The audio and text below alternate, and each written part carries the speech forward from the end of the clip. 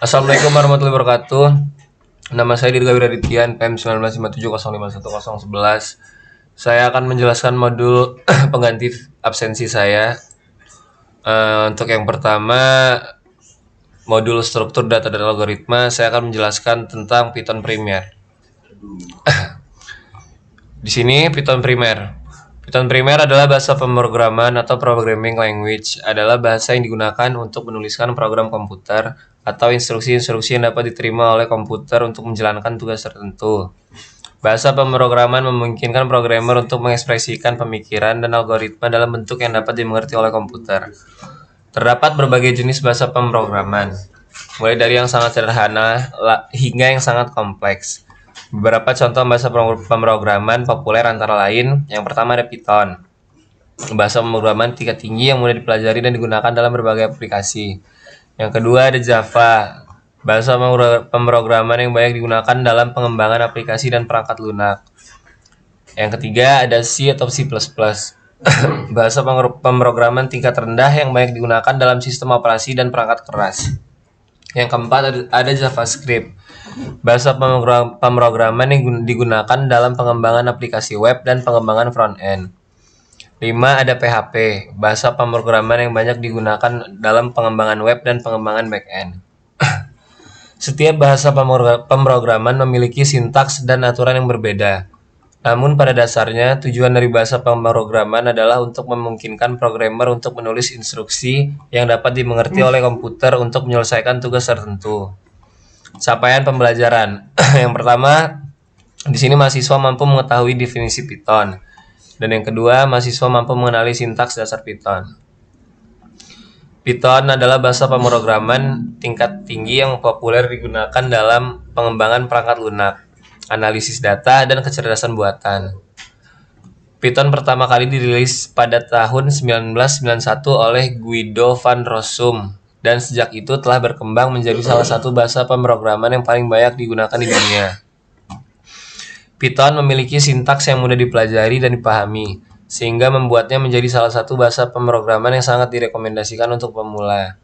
Python juga memiliki banyak library dan framework yang tersedia untuk memudahkan pengembangan aplikasi, seperti NumPy untuk pemrosesan numerik, Pandas untuk penanalisis data, dan Flask untuk pengembangan web. Dan ada juga TensorFlow untuk kecerdasan buatan. Selanjutnya, Python juga mendukung banyak paradigma pemrograman, seperti pemrograman berorientasi objek, pemrograman fungsional, dan pemrograman berbasis skrip. Hal ini membuatnya menjadi bahasa pemrograman yang sangat fleksibel dan dapat digunakan dalam berbagai jenis aplikasi. Python juga mendukung berbagai sistem operasi Windows, Linux, dan macOS, sehingga membuatnya menjadi pilihan yang tepat untuk pengembangan perangkat lunak yang berjalan di berbagai platform. Nah, di sini ada style guide pada Python. Kode berikut adalah beberapa style guide yang menuliskan kode Python dengan baik dan benar. Panduan gaya kode penulisan ini mengacu pada PEP 008. Beberapa proyek mungkin memiliki style guide-nya sendiri. Sejumlah kode yang ditulis di halaman ini berupa pseudocode, bertujuan hanya untuk memberikan gambaran tentang panduan gaya penulisan kode saja. Guido, pembuat bahasa Python, merasakan bahwa kode lebih sering dibaca dibandingkan ditulis. Oleh sebab itu, pada panduan ini lebih baik ditekankan untuk kemudahan membaca kode dan membuatnya konsisten pada setiap proyek Python yang ada. Namun demikian, pada kasus-kasus tertentu, keputusan adanya modifikasi tetap pada penulis kodenya. Di sini ada indentansi. Gunakan 4 spasi pada setiap tingkatan indentansi. Python menggunakan indentansi untuk menulis kode bertingkat. Bahasa lain mungkin menggunakan statement tertentu, begin, end, dan sama Pascal. Perbedaan baris atau kurung kurawal. Statement yang memiliki indentansi yang sama dan diletakkan secara berurutan dikenali sebagai block statement oleh Python dan akan dijalankan secara berurutan. Nah, di sini ada langkah-langkah membuat project Python. Nah, untuk di sini ada kode untuk menampilkan teks ke layar. Nah, bisa kita lihat di sini Untuk menampilkan teks di layar hanya perlu menggunakan sintaks print. Nah, seperti ini, print hello world.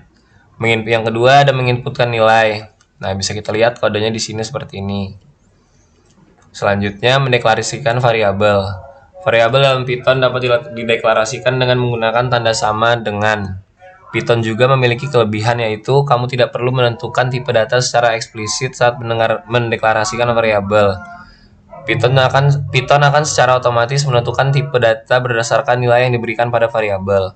Misalnya, jika kita mendeklarasikan variabel A dengan nilai 8, Python akan secara otomatis menentukan bahwa umur memiliki tipe data string. Berikut adalah contoh cara deklarasi variabel di Python. Nah, bisa kita lihat caranya seperti ini. Selanjutnya menggunakan tipe data. Python mendukung beberapa jenis tipe data seperti tipe data numerik, integer, float, dan kompleks.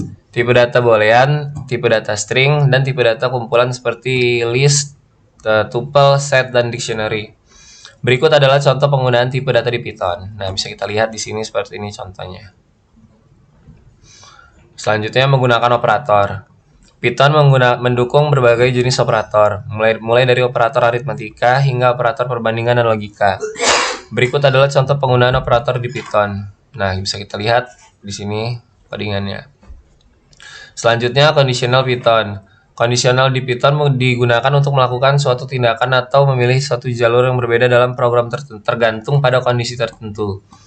Python memiliki dua jenis kondisional utama, if dan if else. Nah, bisa kita lihat seperti ini. Dan selanjutnya looping Python. Looping di Python digunakan untuk melakukan suatu tindakan berulang kali pada setiap iterasi. Python memiliki dua jenis looping utama, yaitu for loop dan while loop. Nah, di sini ada contoh codingan untuk mencetak perkalian angka 2 dan sampai 0 sampai 100, dan di sini ada mencetak angka kurang dari 5. Selanjutnya function Python. Function atau fungsi di Python adalah suatu blok kode yang dapat dipanggil dan digunakan berulang kali dalam program. Function berguna untuk mengorganisir kode dan membuat program lebih mudah dibaca, diubah, dan dipelihara. Python memiliki dua jenis fungsi utama, yaitu fungsi bawaan, built-in function, dan fungsi yang didefinisikan oleh pengguna. Nah, selanjutnya ada list Python. List Python adalah tipe data yang digunakan untuk menyimpan kumpulan data atau nilai dengan tipe yang berbeda-beda. List dapat diubah atau mutable. Artinya kita dapat menambah, menghapus, dan mengubah nilai di dalamnya setelah dibuat. Nah, ini di sini ada tuple Python. Tuple adalah jenis dari list yang tidak dapat diubah elemennya. Umumnya, tuple digunakan untuk data yang bersifat sekali tulis dan dapat dieksekusi lebih cepat. Tuple tidak dapat diubah isinya. Tuple didefinisikan dengan kurung dan elemen yang dipisahkan dengan koma. Nah, seperti ini. Selanjutnya ada set Python. Set adalah kumpulan item bersifat unik dan tanpa urutan, unordered collection. Didefinisikan dengan kurawal dan elemennya dipisahkan dengan koma. Pada set kita dapat melakukan union dan intersection, sekaligus otomatis melakukan penghapusan data duplikat. Dan di sini ada dictionary Python. Dictionary Python adalah kumpulan pasangan kunci nilai atau pair of key value yang bersifat tidak berurutan. Dictionary dapat digunakan untuk menyimpan data kecil hingga besar. Untuk mengakses datanya, kita harus mengetahui kuncinya pada Python. Dictionary didefinisikan dengan kurawal dan tambahan definisi berikut. Yang pertama, ada setiap elemen per key value dipisahkan dengan koma. Yang kedua, key dan value dipisahkan dengan titik 2. Yang ketiga, key dan value dapat berupa tipe variabel atau objek apapun. Dan yang terakhir, ada error handling di Python. Yang pertama, syntax error, dan yang kedua ada exceptions. Syntax error adalah kesalahan dalam penulisan sintaks, seperti ini, bisa kita lihat. Dan exceptions adalah zero division error, name error, atau type error. Zero division error adalah terjadi saat melakukan pembagian dengan pembagi angka 0. Jadi dia akan error jika melakukan pembagian dengan pembaginya angka 0. Name error adalah dapat terjadi saat variabel belum dideklarasi. Nah, yang ketiga ada type error, dapat terjadi saat melakukan operasi dengan tipe data berbeda. Nah, seperti ini sintaksnya. Nah, terima kasih untuk video pengganti absensi pertama. Saya undur diri. Assalamualaikum warahmatullahi wabarakatuh.